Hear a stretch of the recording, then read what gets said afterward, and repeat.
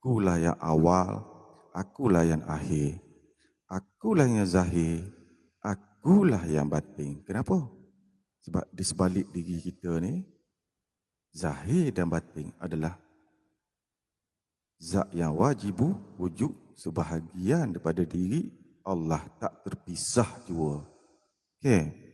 Seperti belalai dengan gajah. Kita ni belalai, Tuhanku gajah. Tak terpisah. Tapi adakah kita ada daya upaya? Tak ada daya upaya. Yang berdaya upaya adalah gajah. Tapi kita sebahagian daripada diri gajah, tak terpisah jua. Inilah seumpamaan kita ni sebahagian daripada diri Allah. Tak terpisah jua. Tapi kita adalah ciptaan yang diberi awal dan akhir, yang dikatakan zahir dan batin. So, daripada ujung rambut sampai ujung kaki diri kita ni, zahir dan batin, zat yang wajib wujud meliputi. Okay, datang daripada yang maha halus, sebahagian daripada diri Allah. Sebab zat yang maha halus itu adalah unsur kepada segala ciptaan yang lain.